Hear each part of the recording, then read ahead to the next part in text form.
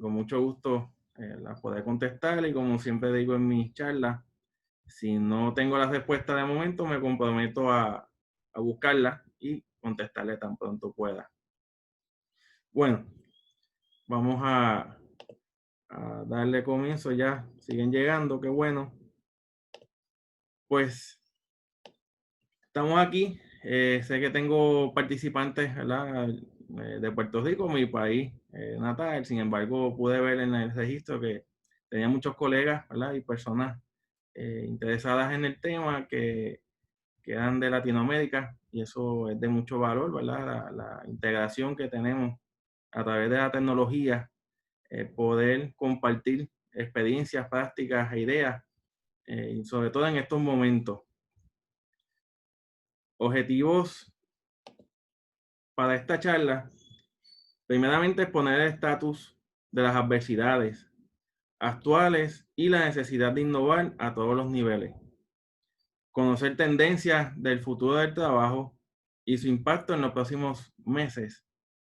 Y también como objetivo identificar las bases para la innovación a nivel personal, organizacional y social. Acá tengo una información, guía, información estadística, sobre ella, ¿verdad? Iremos abundando, enriqueciendo y compartiendo otra data. Y los invito a que también, ¿verdad? Puedan usar, como bien le dije, lo que es el chat o la guía de preguntas y respuestas. Ahora bien, tenemos desde marzo, quizás un poco antes, dependiendo, ¿verdad? de su lugar de ubicación. El asunto del COVID-19 comenzó en Asia, ¿verdad? En el área de China, y de ahí pues comenzó a propagarse, ¿verdad? A nivel global. Sin embargo, los que estamos acá en el lado de América, ¿verdad? América del Norte, el Caribe, América del Sur, sabemos que esto comenzó a finales de febrero o marzo, básicamente a causarnos un poco de preocupación. Ya a mitad de marzo, pues muchos países se comenzaron a ocupar y empezaron a tomar unas decisiones. Pero antes del COVID-19, teníamos un sinnúmero de temas que formaban parte de las ocupaciones o preocupaciones para aquellos que están en el campo de los negocios, de los recursos humanos, de la gestión de talentos, de la gestión humana o la psicología de personal, dependiendo, ¿verdad? De su lugar de ubicación. Y los agrupé quizás para poder tenerlo un poco clasificado. Teníamos el tema del futuro del trabajo, un tema que lleva quizás los últimos 2 o 3 años tomando mucha relevancia a la hora de hacer negocio, a la hora de decidir asuntos de talento y sobre todo cómo cambia el escenario laboral y social. La inteligencia artificial cada vez es parte de nuestro día a día. Sabemos que si usted va a una red social, está usando Facebook, por ejemplo, y de momento usted accede a una página de internet a buscar un artículo en Amazon, de momento en Facebook, ¿verdad? Empiezan a salir sugerencias sobre ese tipo de productos. Y todo eso sabemos que es producto de inteligencia artificial. Hay algunas cosas que quizás las damos por entendidas, pero puede ser bien complejo y se sigue sumando en todo este escenario. De igual manera, lo que son los robots se suman a las áreas de producción, de servicios y de tecnología, ¿verdad? En general. La automatización es algo que a nivel de las empresas, las organizaciones, eh, es muy complejo a la hora de tomar decisiones, las inversiones que se realizan y cómo eso mejora la productividad, la eficiencia, pero de igual manera los retos que puede conllevar a nivel social, posible desempleo, reubicación, transición, y todo esto es parte de la cuarta revolución industrial, ¿verdad? Que tanto estamos atravesando, experimentando y que quizás algunas cosas nos decían que iban a llegar para el 2025 o 2030, pero con todo esto del COVID-19, pues han comenzado a llegar de una manera un poco más atropellada, quizás en algunos casos más optimista, o hay gente que puede estar contenta por muchos cambios que se han dado a nivel de tecnología o escenario laboral. De igual forma, lo que son los gig workers, tiéndase las personas que son freelance o que trabajan por su cuenta, servicio profesional, ¿verdad? Que no están en un empleo tradicional, son parte de esa economía gig que cada vez crece más, y más adelante tengo unos datos interesantes para compartir con ustedes. La flexibilidad de trabajo, sabemos que cada vez más los empleados aspiran a un entorno flexible de trabajo, ya sea a nivel generacional o simplemente por los cambios de vida y las dificultades que puede tener cada persona en su entorno familiar, y pues necesite tiempo y espacio. De igual manera, lo que es la generación Z, que estamos viendo que están entrando al campo laboral, los millennials, ¿verdad? Que ya han ido integrándose en mayor por ciento a los escenarios de trabajo, y todo lo que tiene que ver con el bienestar, manejo de emociones, el mindfulness, todo lo que tiene que ver con resiliencia, optimismo, cada vez más toma relevancia en las estrategias de talento. Como tercer módulo, área, puedo mencionar lo que es el modelo de negocio. Hoy día, más que un plan estratégico, hablamos de modelo de negocio con los cambios y las disrupciones que estamos experimentando, cómo esa cultura digital nos está dominando, está entrando cada vez más agresivo, sobre todo en la actualidad, donde pues tenemos básicamente los sistemas educativos alrededor global, en su gran mayoría de manera virtual. De igual manera, el término experience, ¿verdad? La experiencia, hablamos de la experiencia del consumidor, hablamos de la experiencia de talento, hablamos de human experience, de la experiencia digital. Así que, ¿cómo creamos la experiencia del usuario, del empleado, del consumidor, a través de los distintos enfoques que pueda tener una empresa? La innovación, un tema que no es nuevo, siempre ha estado en el mundo de los negocios. Sin embargo, ahora toma mayor auge porque ¿verdad? Cada vez los cambios son más rápidos, son más fuertes, ¿verdad? Disruptivos, y requieren de que desarrollemos esa capacidad de innovación en las organizaciones, también como seres humanos.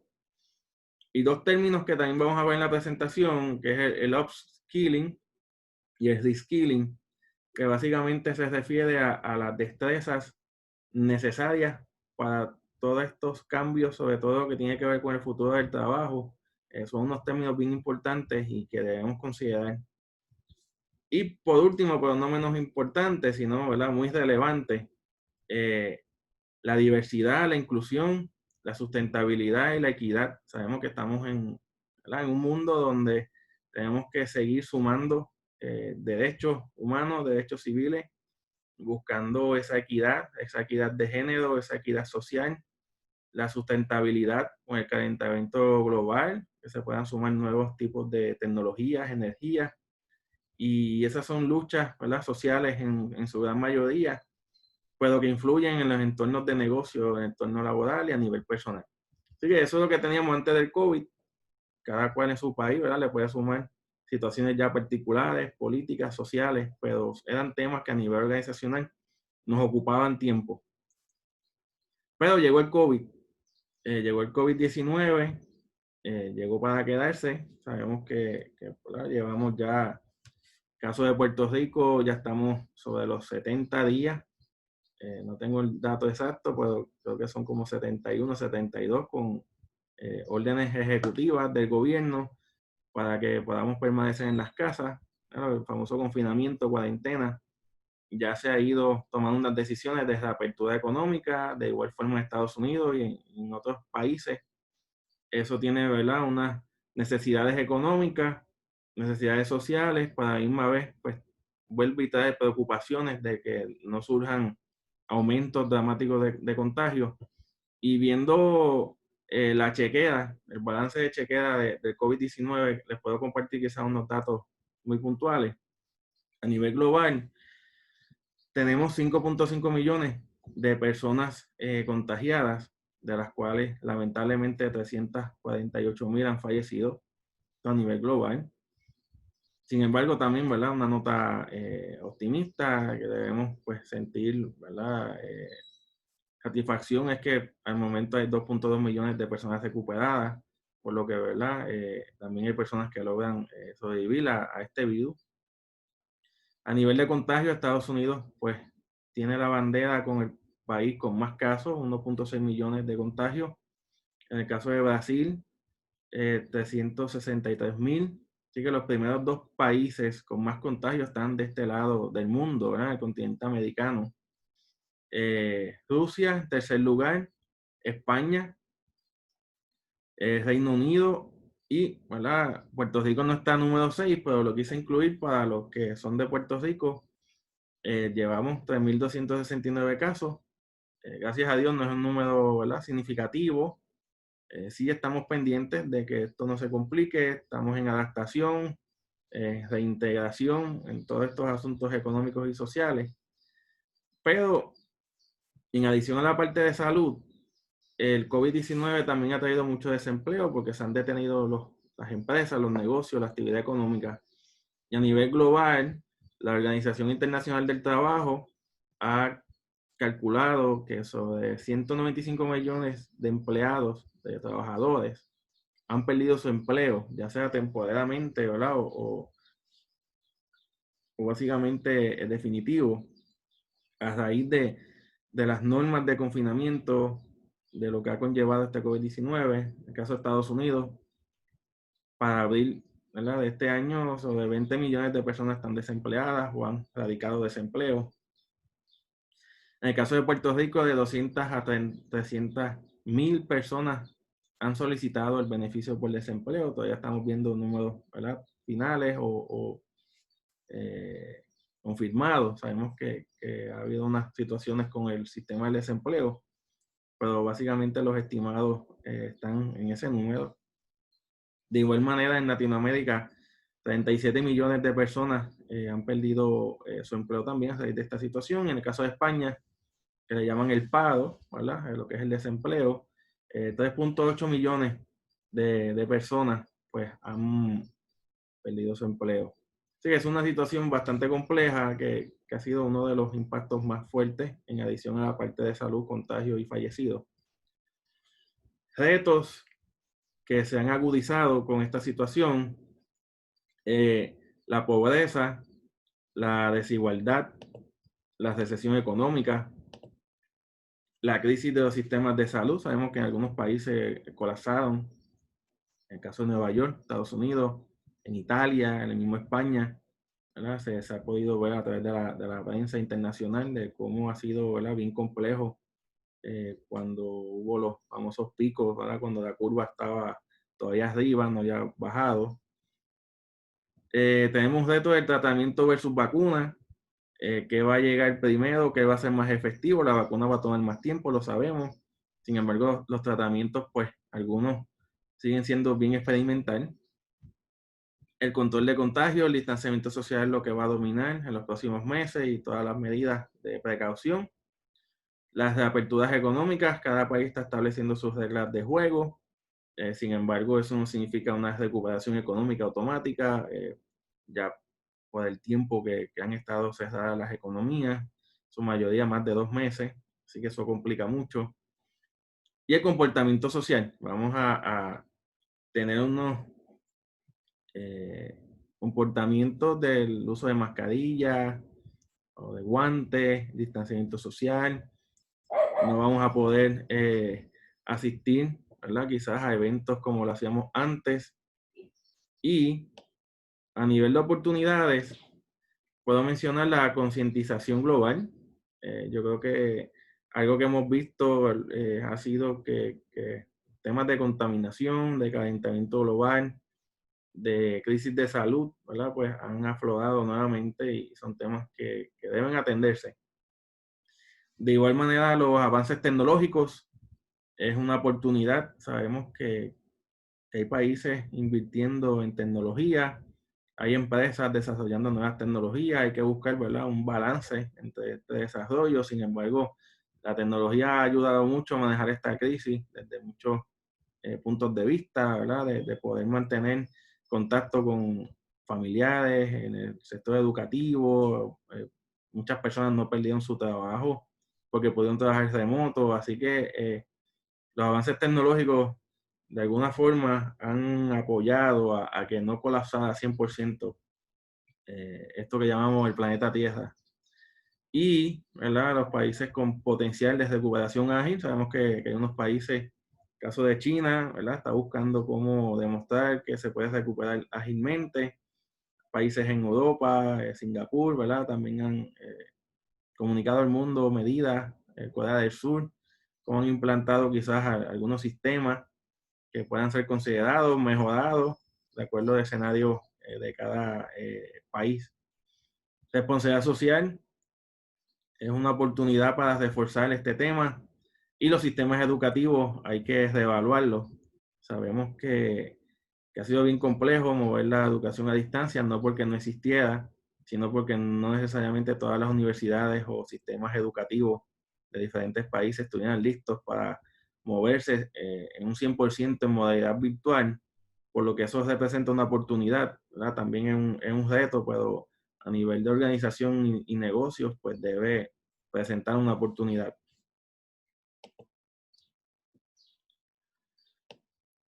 Tengo acá unos mitos y realidades que quisiera compartir con ustedes.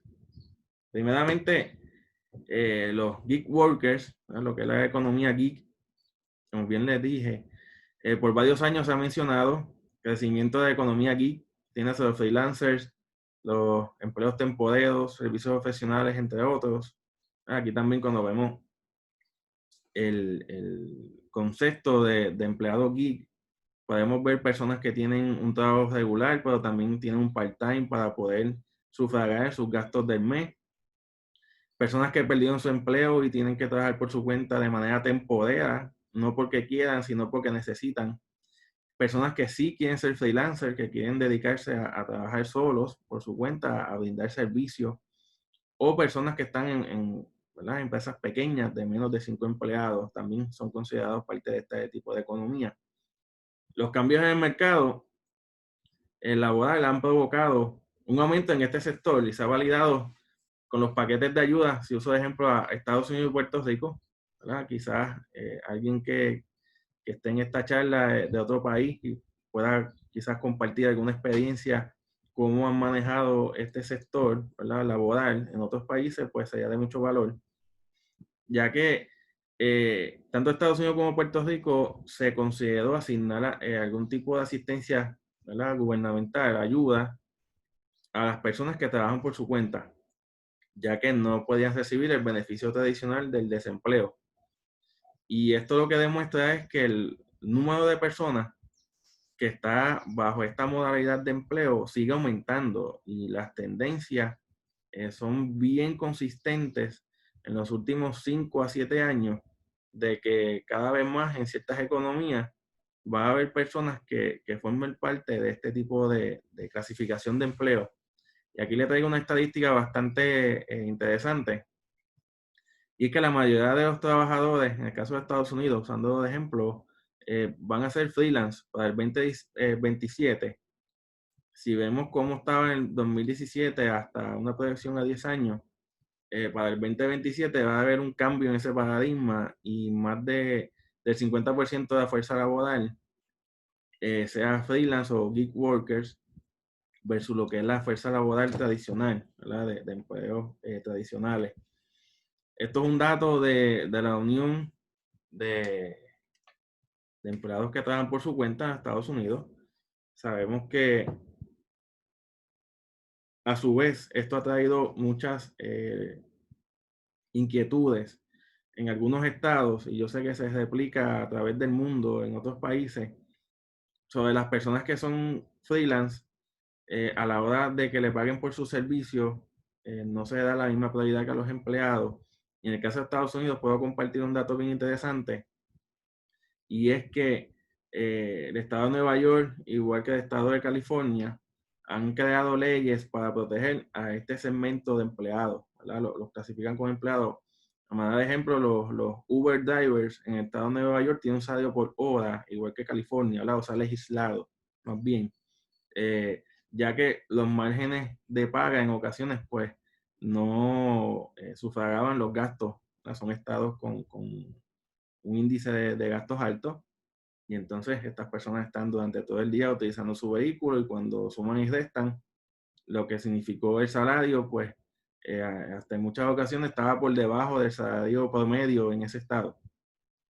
Esos son problemas que se dan en la marcha a medida que van creciendo segmentos disruptivos, porque esto hace 10, 20 años no formaba parte del grupo laboral de manera significativa.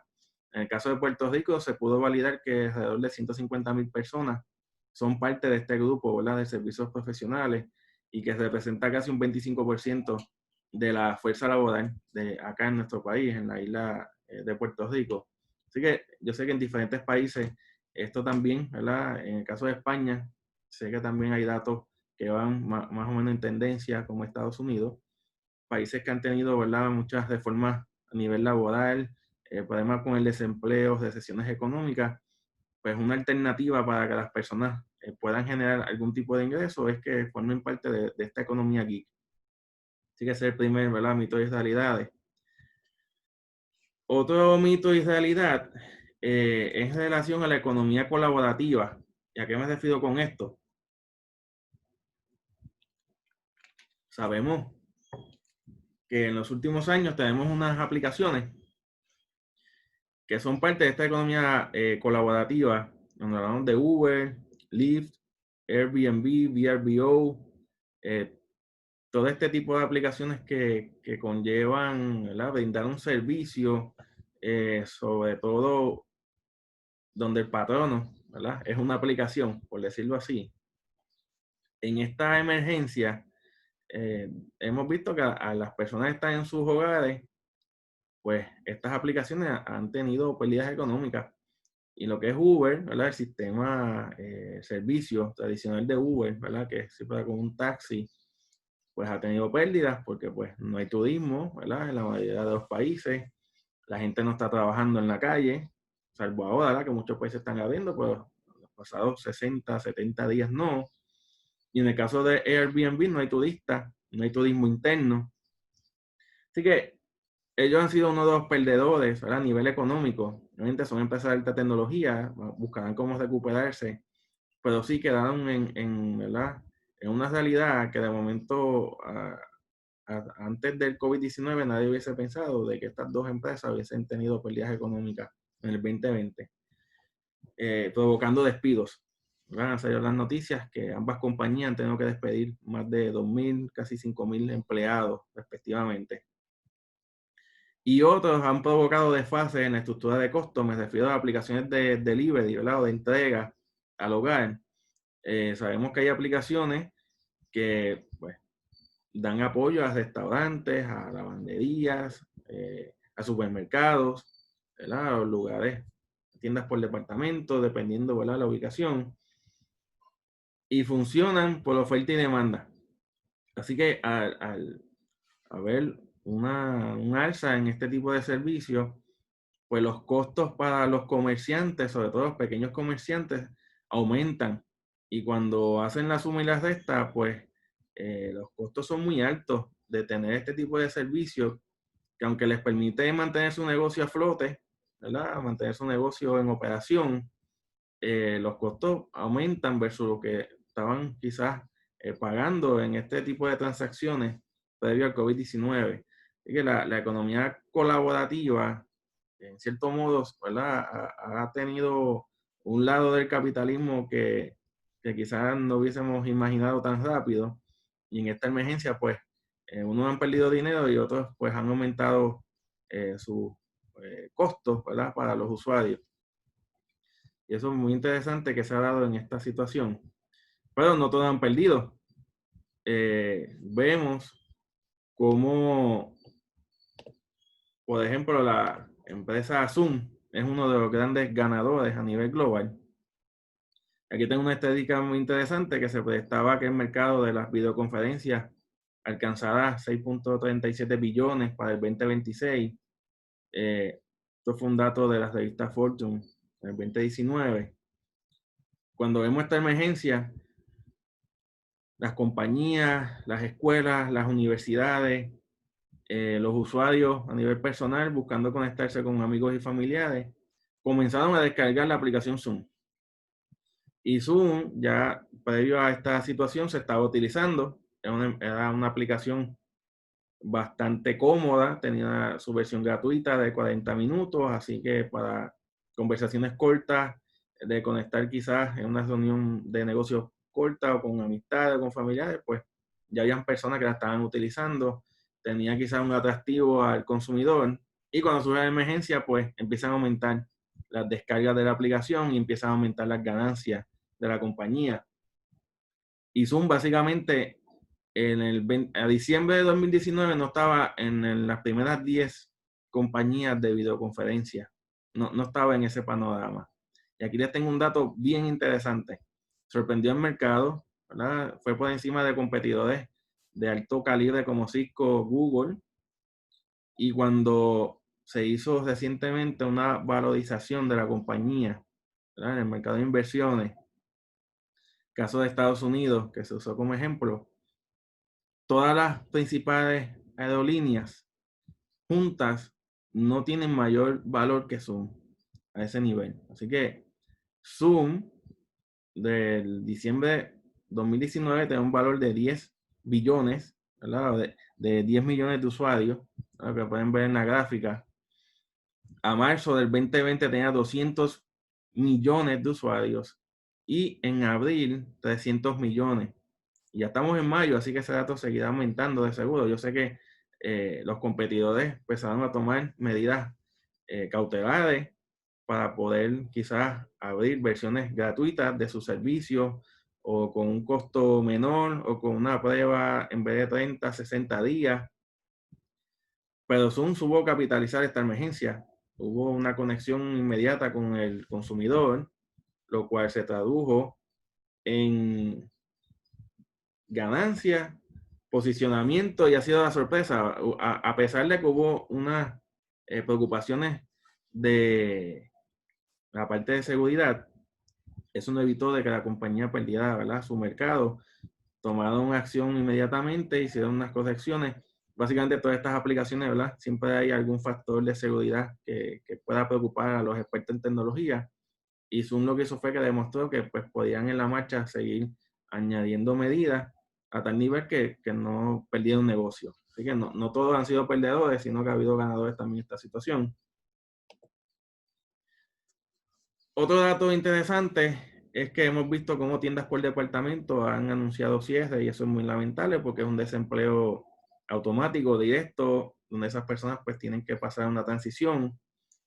Y un dato que en el 2017 la revista de CNN Business, 25% de los centros comerciales cerrarán en los próximos 5 años. Así que estamos hablando que en el 2017 era una proyección al 2022. Sin embargo, hoy día se proyecta que cerca del 50% de los centros comerciales en Estados Unidos, centros comerciales pequeños, están en riesgo de cerrar post-COVID-19, ya que los expertos entienden que esta industria no va a aguantar el impacto económico en esta situación. Si uso de ejemplo tiendas como Sears y JCPenney, ¿verdad? Sears lleva cerrando hace muchos años, cada año cierra diferentes tiendas. El caso de JCPenney anunció, ¿verdad?, un cierre masivo a raíz del COVID, se tuvo que declarar en quiebra de organización, igual que otras tiendas como Macy's. Pero un dato interesante es que en el caso de Estados Unidos, que es un país donde hay muchos centros comerciales, tanto Sears como JCPenney ocupan el 10% de los pies cuadrados de los centros comerciales. Entre esas dos tiendas solamente, ocupan el 10%. Así que son dos tiendas que siguen cerrando y si le sumamos las demás cadenas, que cada año anuncian cierre de tiendas, ya sea de ropa, tiendas por departamento, pues esta industria, ¿verdad?, tiene grandes retos y lo que hemos visto antes de COVID-19, Estados Unidos y Puerto Rico, ¿verdad?, es que están integrando facilidades de entretenimiento, no necesariamente de tiendas para ir a comprar, porque ya la industria reconoce que las tendencias no le favorecen insertar más tiendas, sino que tienen que maximizar sus espacios y crear quizás lugares para que los niños puedan jugar o los adultos, espacios como los cines, seguir añadiendo salas de cine, espacios para salas de videojuegos, de igual forma espacios para trabajo, ¿verdad? Que personas puedan ir de momento a espacios colaborativos de trabajo y alquilar quizás unos espacios pequeños, mensuales o semanales. Y son cambios que se dan en la industria porque hay muchos bienes raíces envueltos en este tipo de transacción. Y de igual forma, pude conseguir una información de Amazon, ¿verdad? Puntual de esta situación del COVID-19 y la revista Forbes, ¿verdad? Publicó recientemente que al cierre de abril, ¿verdad? Los resultados financieros para el primer trimestre de Amazon reflejaban que sus ventas netas habían aumentado en un 26%. Así que eso compara 75 billones contra 59 billones, ¿verdad? Fue el año pasado.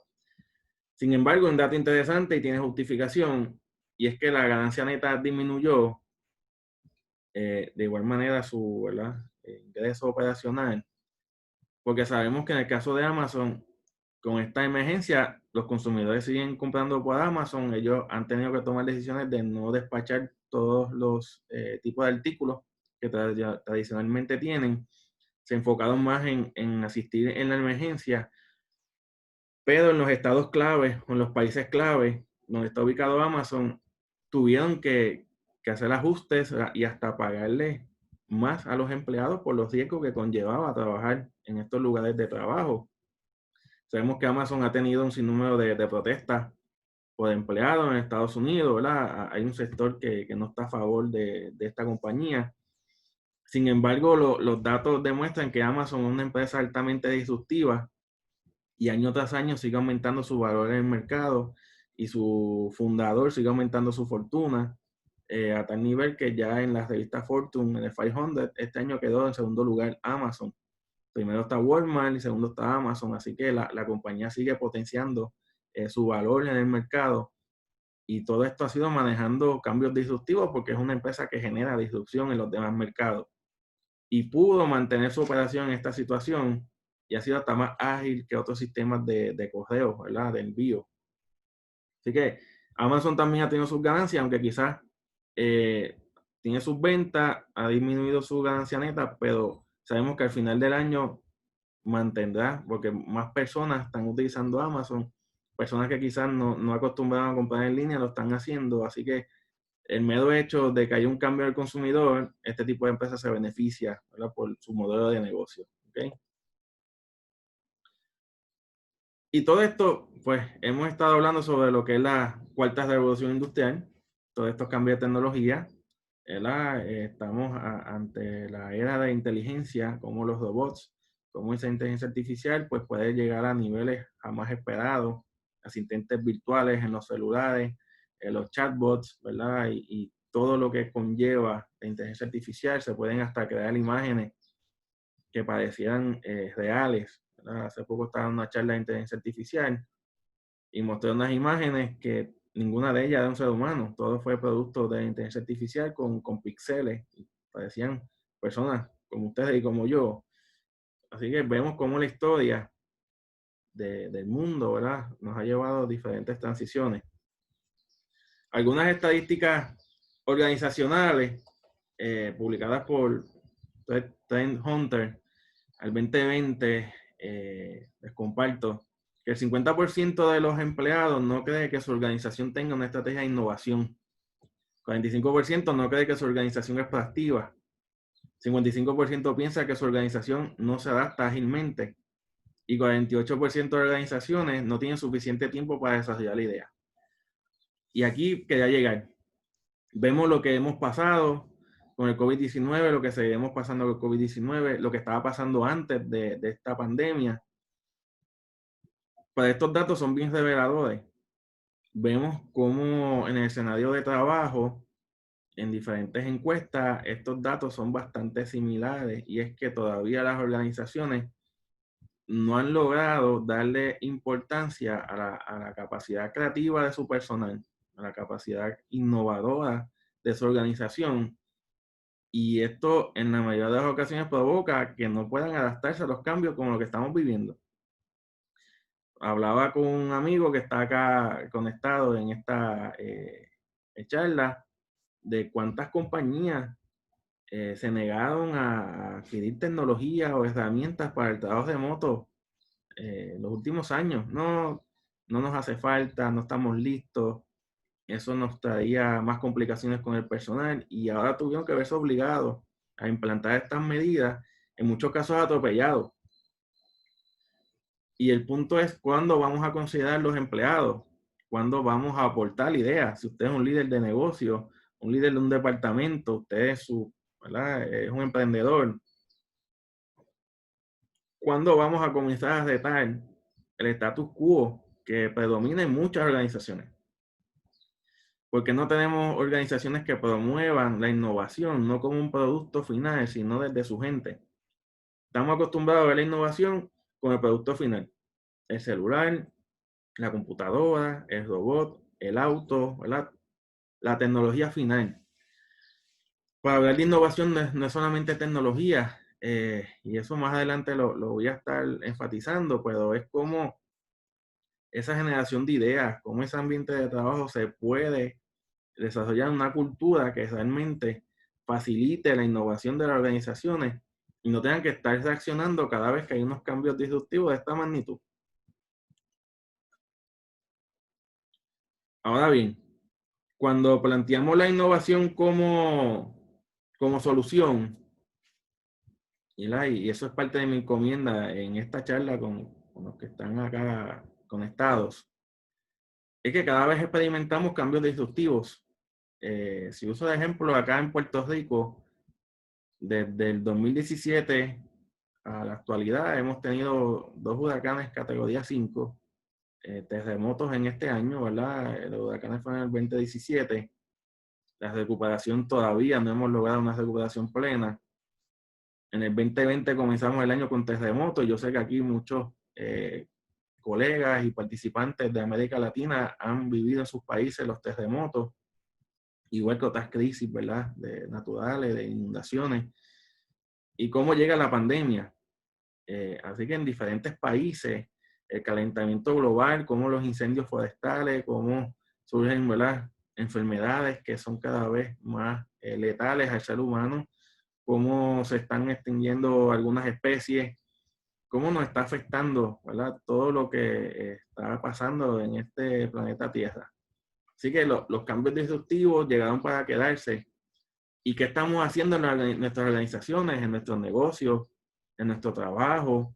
Si estoy estudiando, ¿cómo me estoy preparando desde la academia para lo que va a ser mi profesión?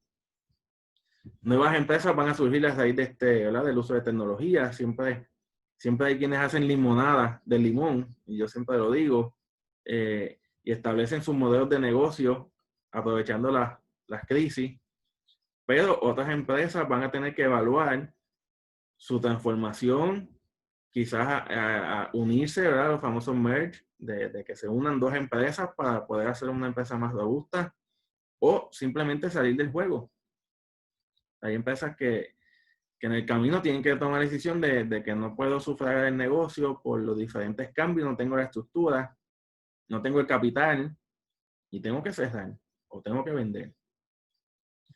Y a nivel personal, necesitamos la colaboración social. Tenemos que integrar las comunidades en estos procesos, ¿verdad? Para que sea algo sustentable y equitativo, que sigue siendo un reto, no es fácil de lograrlo, es a veces una utopía, claro que sí, pero si cada uno de nosotros ponemos nuestra parte, pues podemos lograr mejores resultados en esta área. Adquirir nuevos conocimientos. ¿Cuántos de ustedes quizás aprendieron algo en esta pandemia, en el confinamiento, en esas cuarentenas? Una nueva destreza, utilizar una herramienta tecnológica. Quizás aprendieron algo, lo que han educado a sus niños en el hogar, que jamás pensaron que iban a hacer. ¿Y cómo estamos al tanto de las tendencias?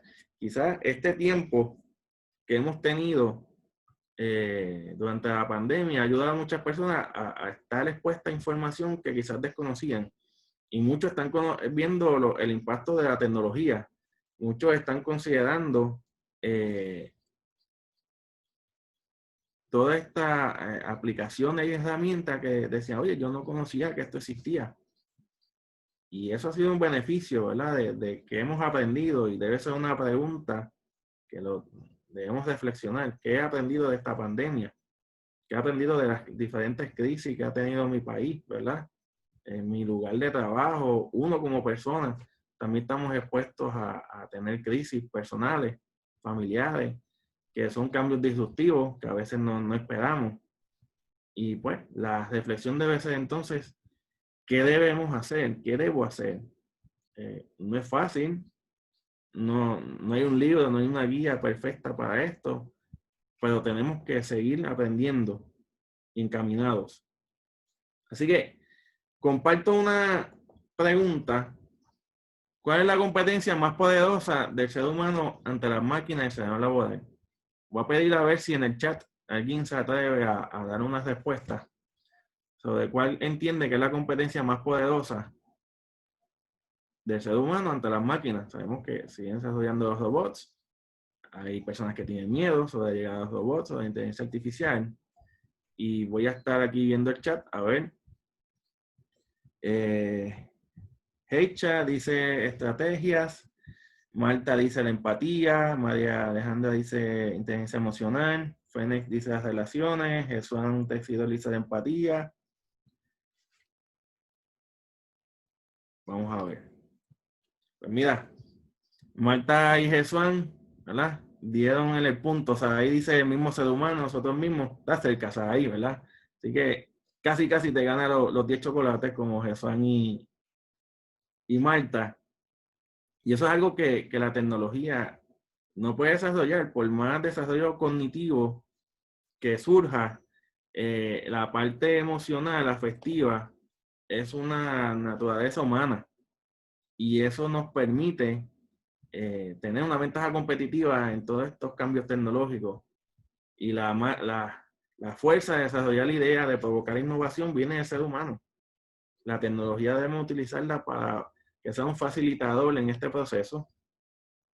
Diego dice por acá la creación de cosas nuevas. Claro que sí, Diego, las máquinas procesan lo ya precargado. Claro que sí, y por esas líneas que voy, tenemos que utilizar las máquinas, ¿no? ¿Verdad? Hay personas que di una charla hace poco a estudiantes y decían, bueno, las máquinas nos dominan. Yo ese es el pensamiento que nos está provocando mucho miedo a nivel laboral y nos están sacando del mapa de juego.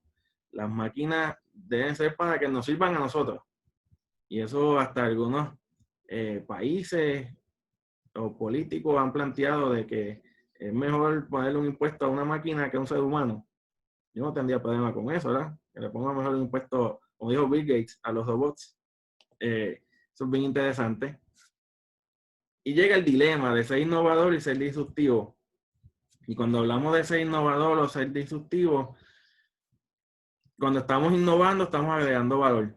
Estamos cogiendo una idea, un producto, un servicio, alguna iniciativa y buscamos añadir valor con lo que pretendemos hacer.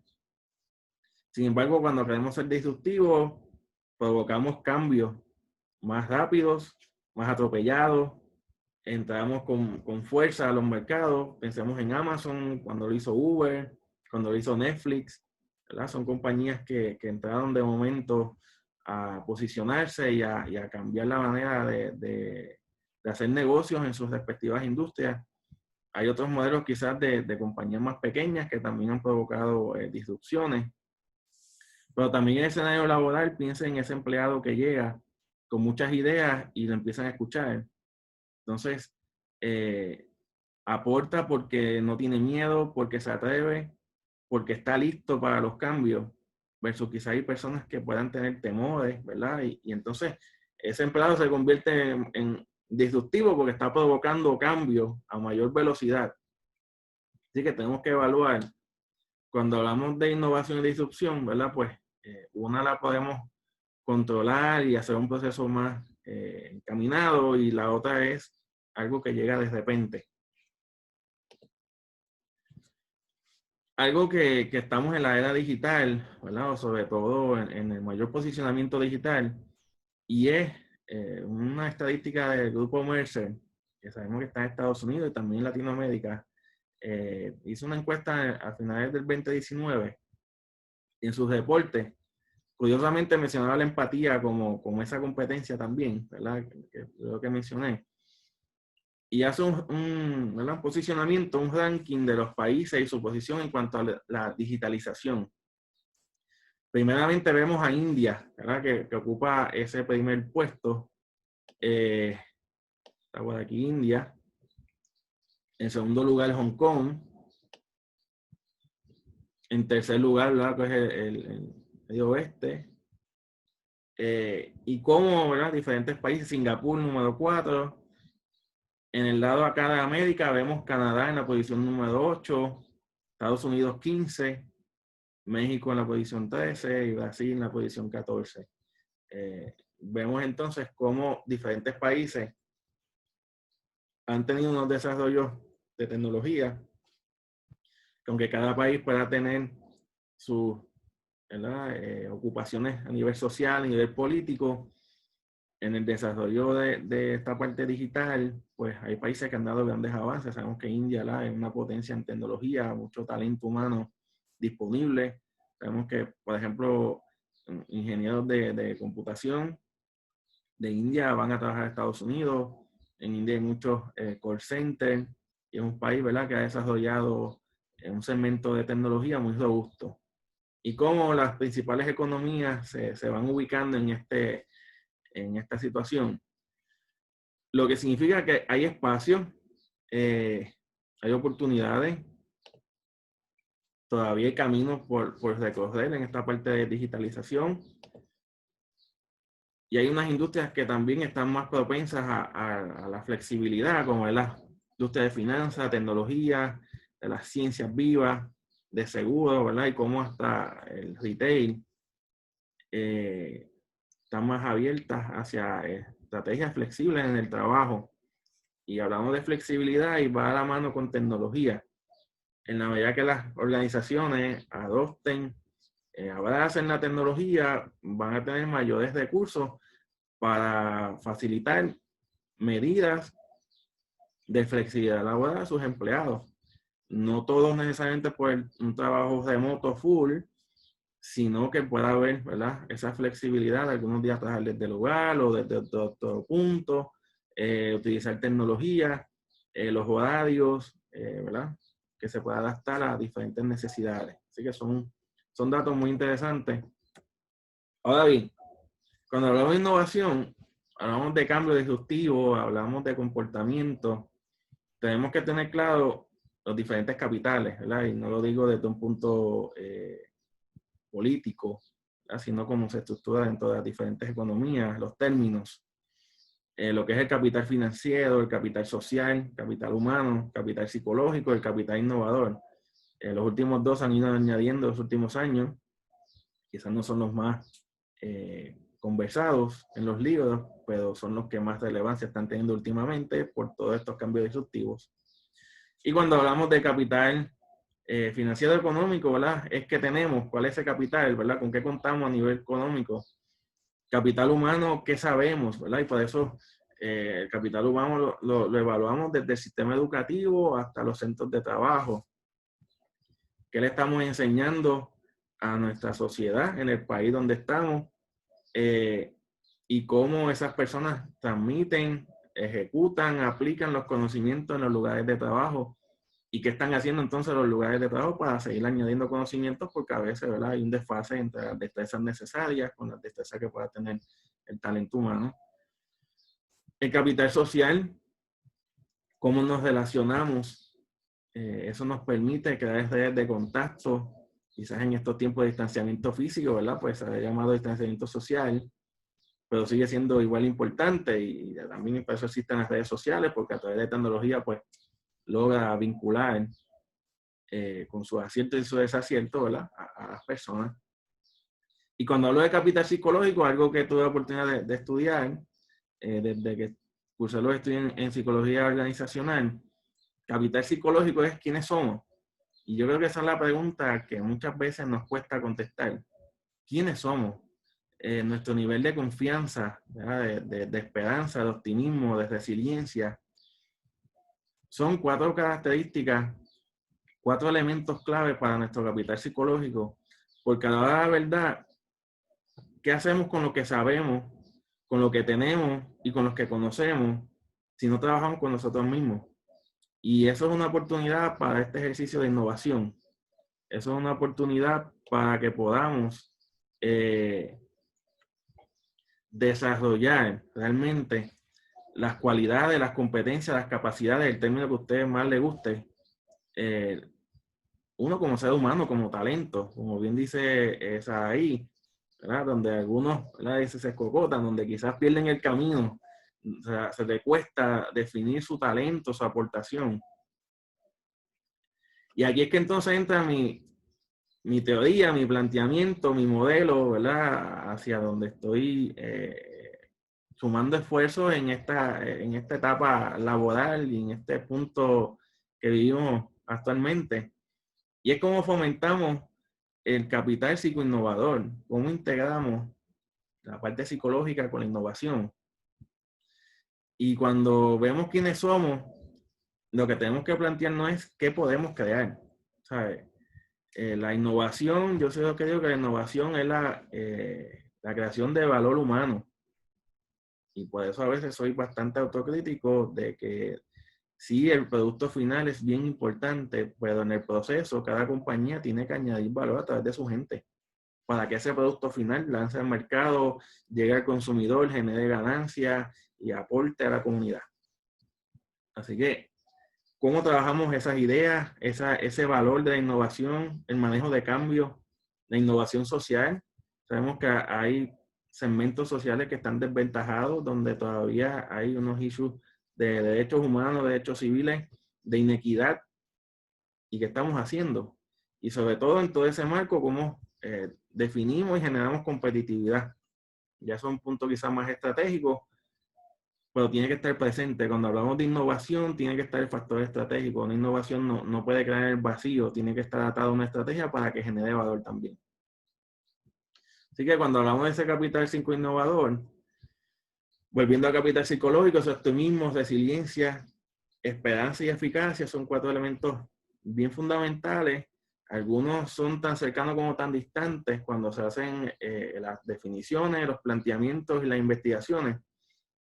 Por ejemplo, cuando hablamos de esperanza, estudios indican que las personas creativas tienen mayores índices de esperanza, porque siempre tienen esa sensación de que las cosas van a mejorar. Aunque el mundo esté difícil, aunque aquí usted tenga su día más complicado, usted puede tener un alto índice de esperanza, por ende usted va a estar más propenso a generar ideas o a ser creativo. Y cuando hablamos de ese capital innovador, pues el capital humano, piense con qué contamos en su organización, usted, con su equipo de trabajo, en los escenarios educativos, ese capital social, las redes de contacto y sobre todo la reputación. Cuando queremos innovar y queremos seguir adelante con lo que planteamos, la reputación es bien importante, la reputación de con cuántos recursos cuentas, pero realmente cómo la gente va a creer en ti como persona o como organización, para que realmente esas capacidades de innovación puedan llevarse a cabo. Así que les dejo acá un esquema, unas ideas sobre cómo desarrollar esa mentalidad innovadora. Y es que no estamos solos, estamos en ecosistemas. Las organizaciones cada vez más dependen de servicios profesionales, de otro tipo de industrias, de empresas que están emergiendo. Hay que potenciar la creatividad e innovación. Sobre todo fomentar una cultura. Yo creo que en las organizaciones se pasa mucho tiempo dando instrucciones, pendiente de los procesos, a las diferentes normas o leyes según el país donde usted se encuentre. Y no hay mucho tiempo para generar ideas y provocar innovación. Hay unas empresas que quizás son grandes, con presencia multinacional, pero no significa que todas sus localidades tengan la misma capacidad de innovación a nivel de personal. Los pequeños negocios, cómo pueden seguir escalando los mercados a través de su capital humano, fomentando la innovación.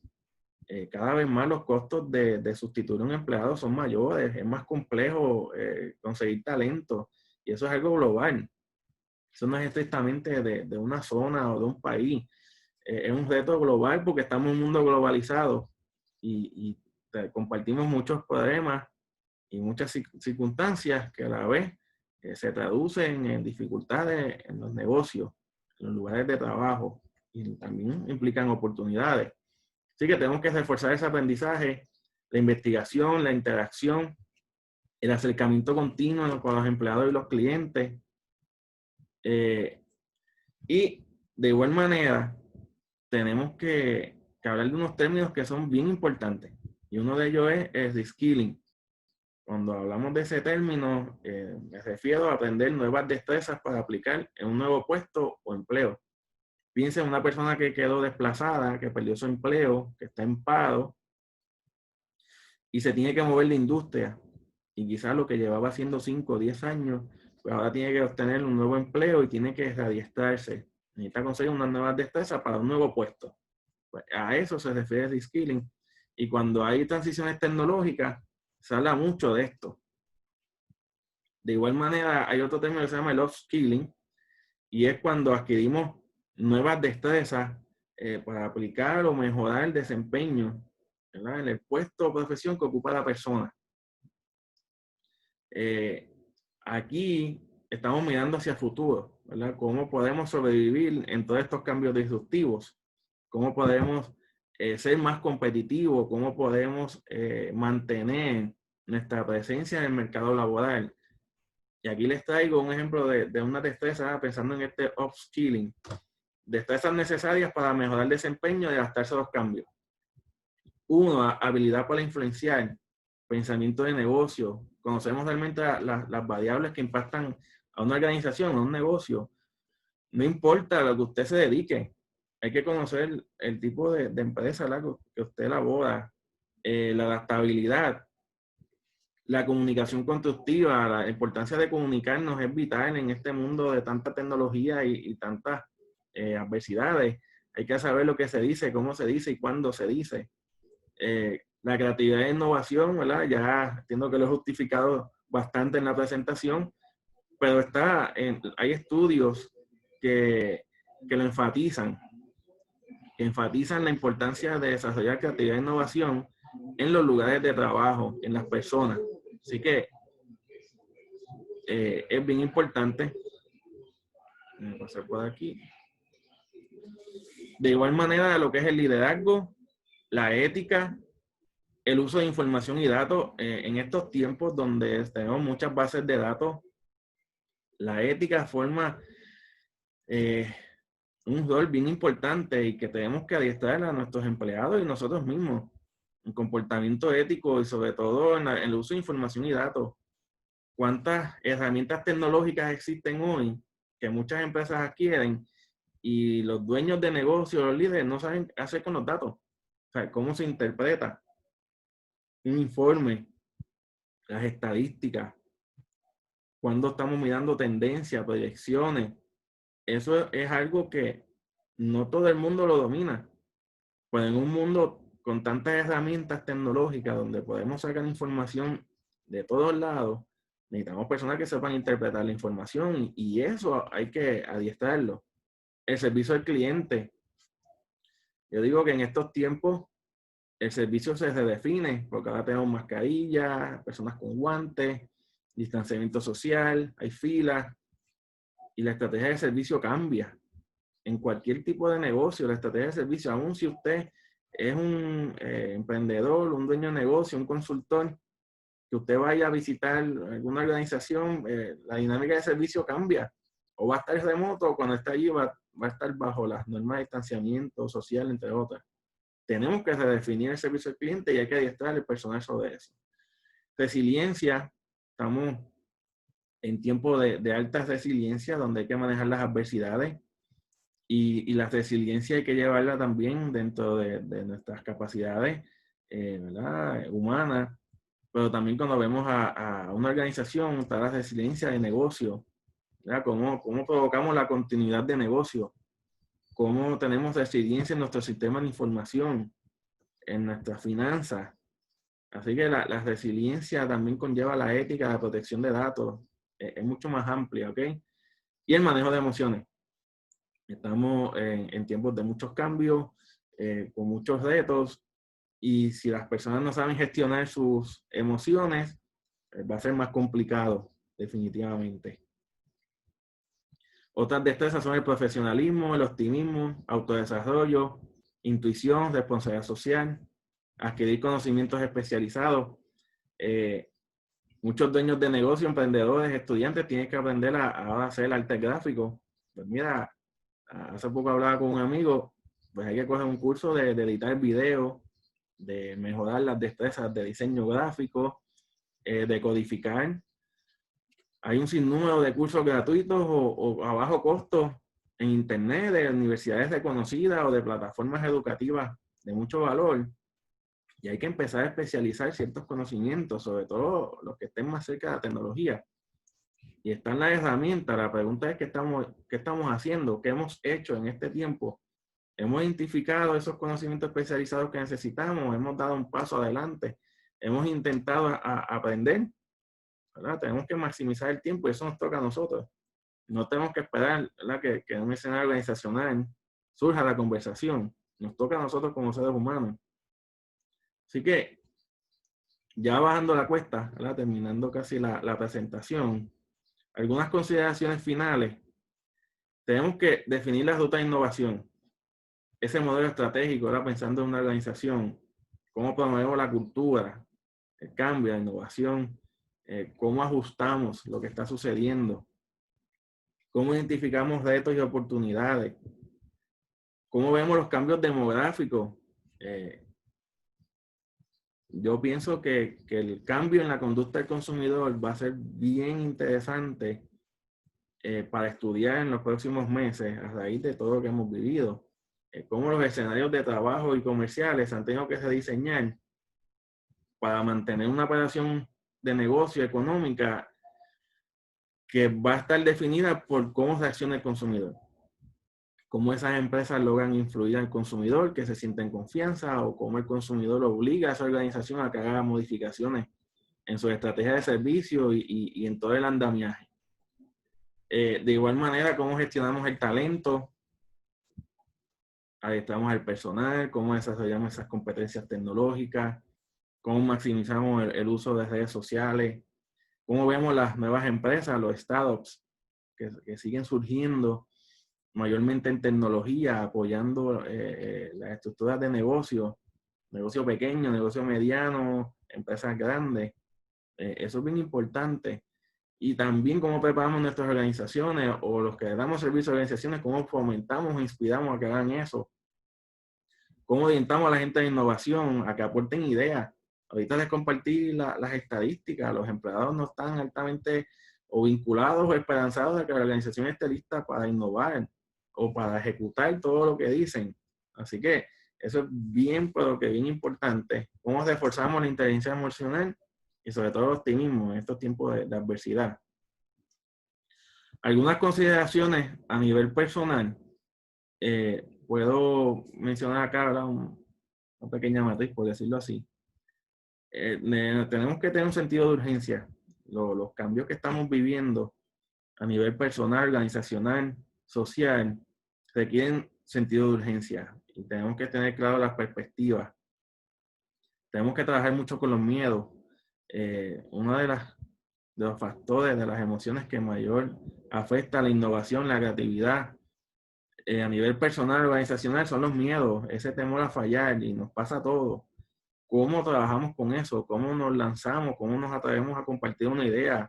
A retar el status quo, a realmente proponer, ¿verdad? Ideas sustentables. Romper los paradigmas, esas frases típicas de que siempre se ha hecho así, nunca lo hemos hecho, no nos hace falta, estamos bien. Luego pasan estos cambios disruptivos y sufren las consecuencias muchas organizaciones, muchas personas. Y el enfoque de aprendizaje, tenemos que aprender de todas las experiencias. Así que es algo, ¿verdad? Que los los exhorto. A nivel personal, y acá consejos bien puntuales, cultiva tu curiosidad. Yo siempre digo que la innovación comienza con la creatividad, pero la creatividad comienza con la curiosidad. O sea, tenemos que ser personas más curiosas. ¿Cuántas veces vemos información en las redes sociales, en internet, en prensa física, algún libro?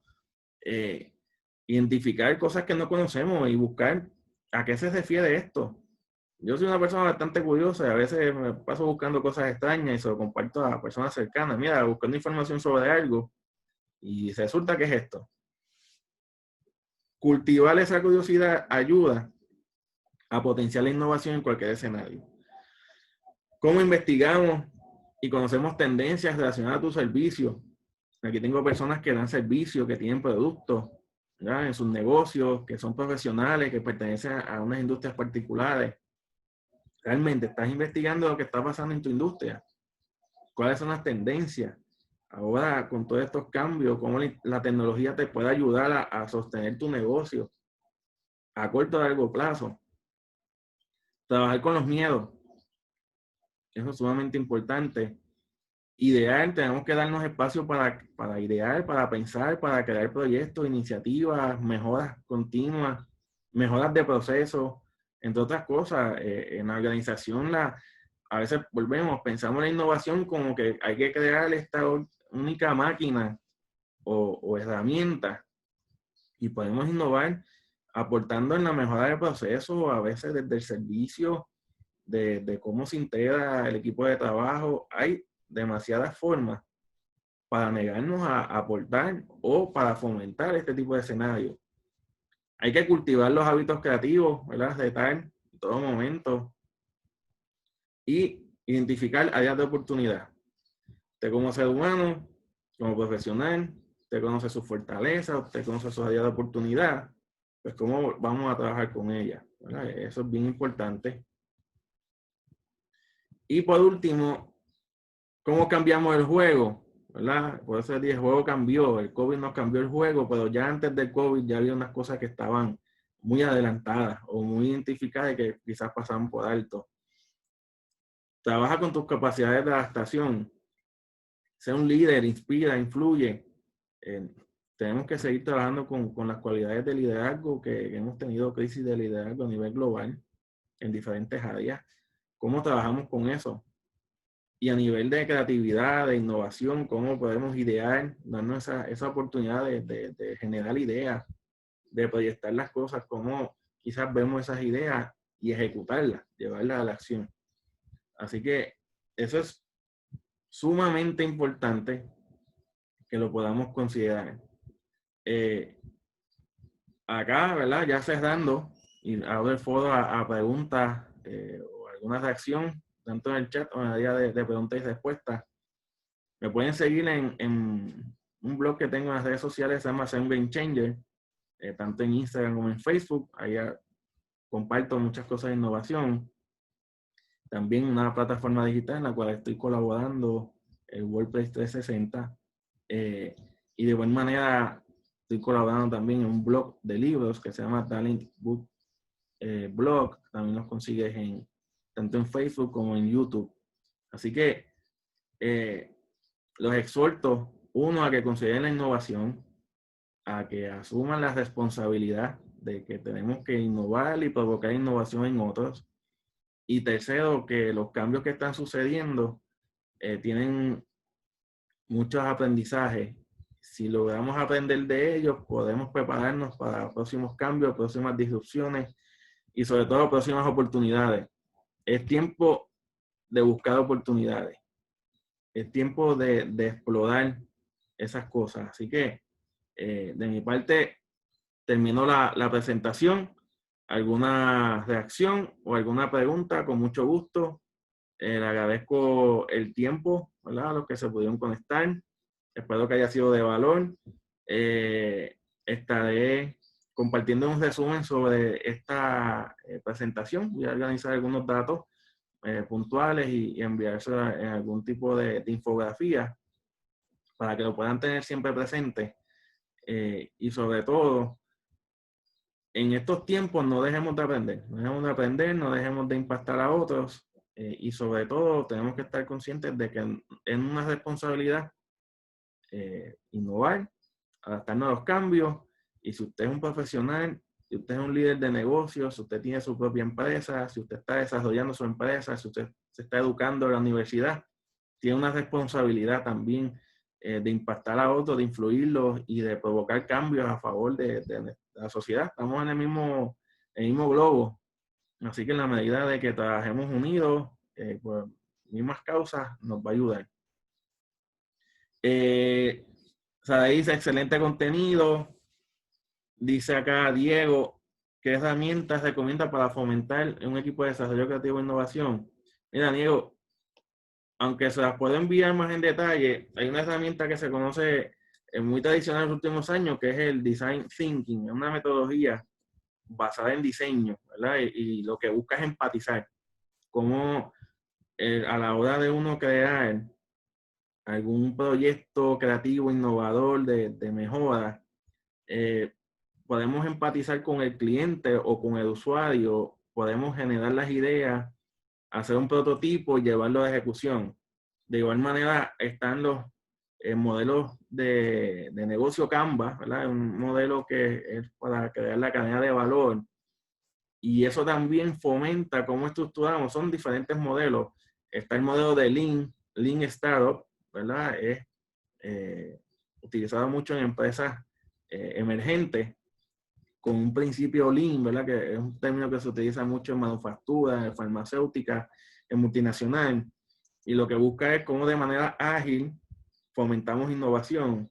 Realmente hay muchos modelos, sin embargo, mi exhortación es que no todos se adaptan a todas las organizaciones, y les puedo compartir varios cuando le envíe la infografía, y me comprometo con eso.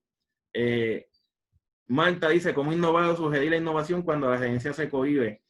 Bueno, Marta, es una pregunta bien, pero que bien interesante y bien compleja a la vez. Por eso mi foro se llama Ser un Game Changer. Yo creo que tenemos que insistir y persistir. A veces nos podemos frustrar en el camino, los que damos servicio, los que somos profesionales, que trabajamos con gente, recursos humanos, a nivel de psicología organizacional, líderes de negocios. Podemos encontrar muchas barreras en el camino.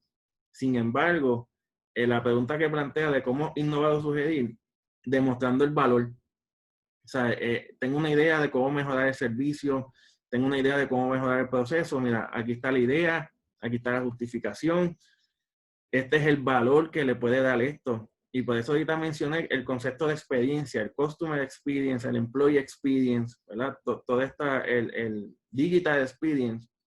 Tenemos que crear ese camino, ese journey, y explicarle a los gerenciales que muchas veces, ¿verdad? Pueden algunos estar en negación contra estos cambios innovadores, y decirle, oye, esto es una oportunidad, no lo veas como una amenaza.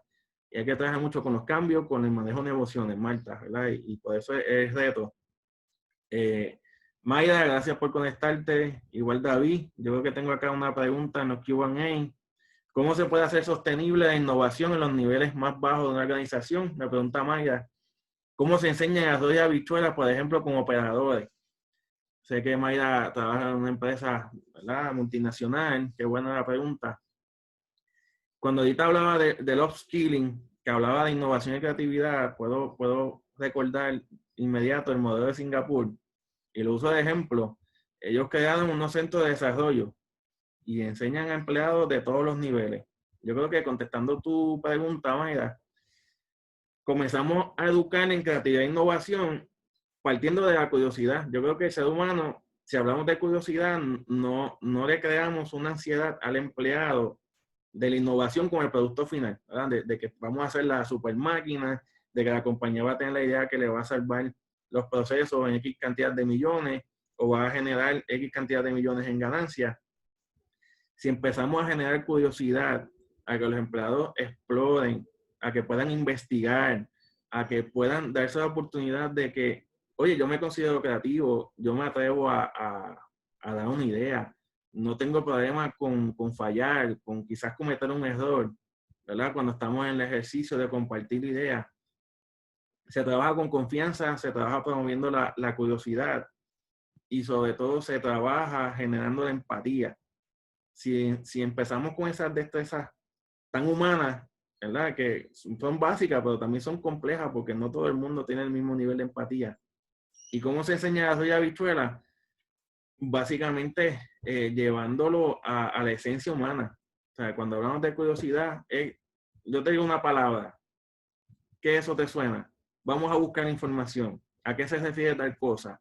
Y empezamos a hacer como acá en Puerto Rico una iniciativa, ¿verdad? Tejedores de historia, a empezar a crear una historia, a empezar a crear una aventura con ellos, no llegar con un design thinking o llegar con que este es el modelo de innovación que crea 40 tecnologías, porque el empleado se puede bloquear, definitivamente.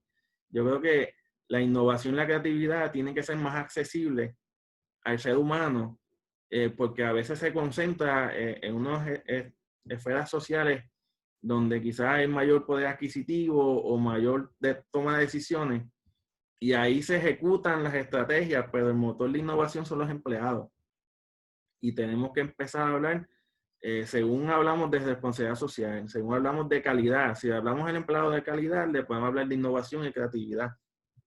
Hacemos el mismo resumen, sintetizamos, lo ponemos en arroz y habichuela, como tú bien dices, y sobre todo, darle la oportunidad de explorar. Yo creo que una de las grandes fallas que dan tanto, lo dicen las estadísticas, los estudios en psicología y la experiencia que también he tenido en diferentes escenarios organizacionales, el temor, la desconfianza y la poca oportunidad de que los empleados aporten sus ideas matan la innovación y creatividad. Si trabajamos con esos tres factores como estrategia, lo demás va a comenzar a fluir. Requiere, sí, ¿verdad?, una estrategia puntual desde recursos humanos, desde gerencia alta, pero podemos lograr que los empleados en los primeros niveles de la organización puedan comprender la importancia de ser creativo, de ser innovador o que una empresa genere su innovación. Ahí también habla sobre reconocimiento, claro que sí. Cuando surjan esas ideas, cuando el empleado se atreve a aportar, vamos a reconocerlo, vamos a darle ese espacio, decir, oye, gracias, vamos a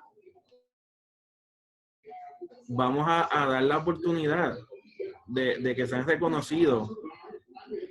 De momento hay un ruido en mi hogar, voy a ponerle en mute unos segundos.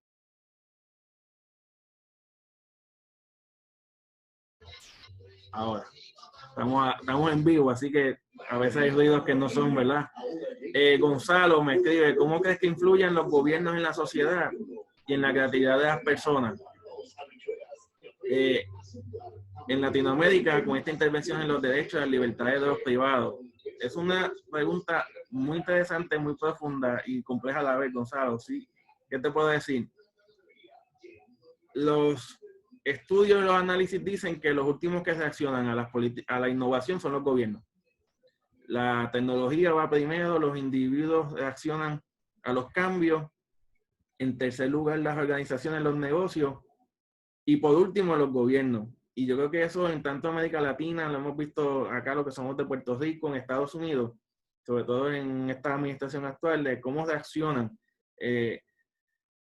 los cambios del futuro del trabajo.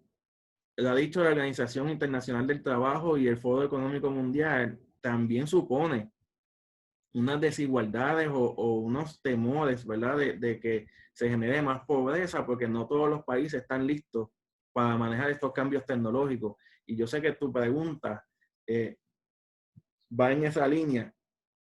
Yo creo que aquí la pregunta sería, ¿cómo logramos el cambio social para que la sociedad influya en los gobiernos y los gobiernos mejoren su capacidad de adaptación en estas políticas?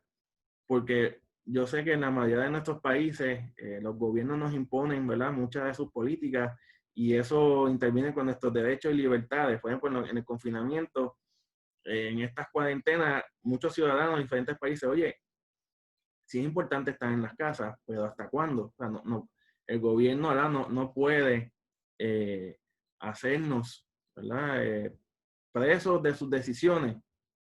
Así que yo creo que tenemos que provocar el cambio de abajo hacia arriba. Hemos estado bien, por lo que bien adoctrinados a que las cosas llegan de arriba hacia abajo. Y parte de los cambios disruptivos a nivel social Y a nivel político es cuando los pueblos se levantan, ¿verdad? Con sus ideas, lo estoy diciendo en buenos términos, no a nivel de violencia, pero yo creo que si empezamos a hablar de las ideas y de las propuestas de sustentabilidad, de derechos humanos, de equidad, podemos ganar terreno. Sabemos que en muchos países es mucho más complicado estos temas, claro que sí, y lo comprendo. Nosotros en Puerto Rico hemos vivido, ¿verdad? También algunas adversidades, cambios de gobiernos atropellados, y a veces cambio de gobierno no significa que estemos mejor o estemos peor, ¿verdad? Seguimos teniendo muchas dificultades en el entorno político que impacta el área social. Pero si empoderamos las comunidades a trabajar la innovación social con un principio donde se trabaje la sustentabilidad, podemos lograr cambios desde la base hacia arriba. A veces estamos bien complicados con el entorno económico y político y el entorno social se ve afectado. Pero sí, definitivamente la intervención de los derechos y de las libertades, pues hay que seguir concientizando y llevando uno dice, la conciencia social, el capital social, hay que seguirlo activando. Gracias Mayra, gracias Verónica por todos sus mensajes. Gracias Gonzalo por tu, ¿verdad? Comentario sobre mi respuesta. Nada, luego coordinaré otro tipo de charlas, les dejaré saber, enviaré, ¿verdad? Información. Agradezco a todos los que se conectaron, espero verlos pronto en alguna otra charla de estos temas interesantes que tenemos que comenzarlos a conversar más puntual. Quizás podemos hacer algo más interactivo, se me ocurre, por sus reacciones. Así que le agradezco a todos su tiempo, su disponibilidad y sobre todo la actitud de seguir aprendiendo. Yo creo que los que están aquí pues son personas que se ocupan por su desarrollo profesional, tienen curiosidad sobre estos temas de innovación y probablemente estén buscando cómo llevarlo a un próximo nivel en las cosas que hacen, en las empresas donde se destacan. Así que de mi parte les deseo mucho éxito, que tengan linda tarde, linda noche y nos veremos pronto, ¿ok? Gracias Paulina, desde Chile, claro que sí. Un saludo allá a Chile. Acá siempre en Puerto Rico apreciamos mucho a nuestros hermanos chilenos, igual los que son de Argentina, Colombia, que se conectaron. Y si se me escapa algún otro país, pues de momento no los puedo identificar, ¿verdad? Pues con mucho gusto, muy agradecido del apoyo y de la participación en esta charla. Así que buenas noches.